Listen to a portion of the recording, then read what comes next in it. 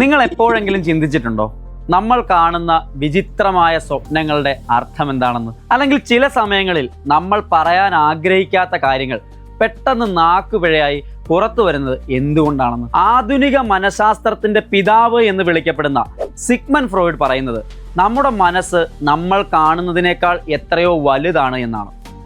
അദ്ദേഹം നമ്മുടെ മനസ്സിനെ കടലിൽ ഒഴുകി നടക്കുന്ന ഒരു വലിയ മഞ്ഞുമലയോടാണ്, അതായത് ഐസ്ബർഗിനോടാണ് ഉപമിക്കുന്നത്.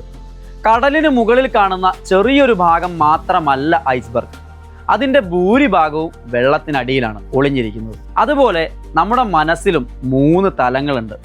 ഒന്നാമത്തേത് ബോധ മനസ്സ് അഥവാ കോൺഷ്യസ് മൈൻഡ്.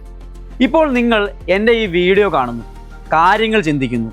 ഈ നിമിഷം നമുക്ക് നേരിട്ട് അറിവുള്ളതും ഓർക്കാൻ കഴിയുന്നതുമായ കാര്യങ്ങളാണ് ബോധ മനസ്സിലുള്ളത്. ഫ്രോയിഡിൻ്റെ അഭിപ്രായത്തിൽ ഇത് മനസ്സിൻ്റെ വളരെ ചെറിയൊരു ഭാഗം മാത്രമാണ്. രണ്ടാമത്തത് ഉപബോധ മനസ്സ് അഥവാ സബ് കോൺഷ്യസ് മൈൻഡ്. ഇത് ബോധ മനസ്സിനും അബോധ മനസ്സിനും ഇടയിലുള്ള ഒരു പാലമാണ്. നിലവിൽ നമ്മുടെ ചിന്തകളിൽ ഇല്ലെങ്കിലും ചെറുതായൊന്ന് ആലോചിച്ചാൽ പെട്ടെന്ന് ഓർമ്മയിലേക്ക് കൊണ്ടുവരാൻ കഴിയുന്ന അനുഭവങ്ങളാണ് ഇവിടെയുള്ളത്. നമ്മുടെ പഴയ ഫോൺ നമ്പറുകളോ കൂട്ടുകാരുടെ പേരുകളോ ഒക്കെ ഇതിന് ഉദാഹരണമാണ്.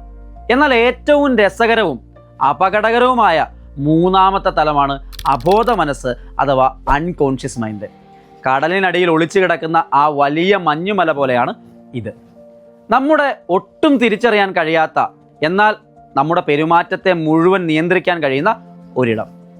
നമ്മുടെ ഉള്ളിൽ ഒളിച്ചു വച്ചിരിക്കുന്ന ആഗ്രഹങ്ങൾ, അടിച്ചമർത്തപ്പെട്ട വിഷമങ്ങൾ, ഭയങ്ങൾ, ലൈംഗികവും ആക്രമണാത്മകവുമായ പ്രേരണകൾ എന്നിവയെല്ലാം കിടക്കുന്നത് ഈ ഇരുണ്ട അറയിലാണ്. നമ്മൾ അറിയാതെ നമ്മുടെ നാക്കിൽ നിന്ന് വരുന്ന പിഴകളും രാത്രി കാണുന്ന വിചിത്രമായ സ്വപ്നങ്ങളും വഴി ഈ അബോധ മനസ്സാണ് പുറത്തേക്ക് വരുന്നത്.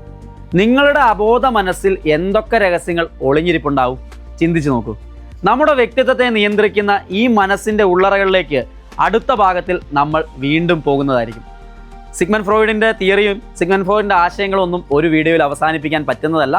ഒരുപാട് കാര്യങ്ങളുണ്ട്. 3 പാർട്ടുകളായിട്ടായിരിക്കും ഈ വീഡിയോ നിങ്ങളുടെ മുമ്പിലേക്ക് വരുന്നത്. 2ാം ഭാഗത്തിനായിട്ട് വീണ്ടും കാത്തിരിക്കുക. കാണാം. എല്ലാവർക്കും നന്ദി.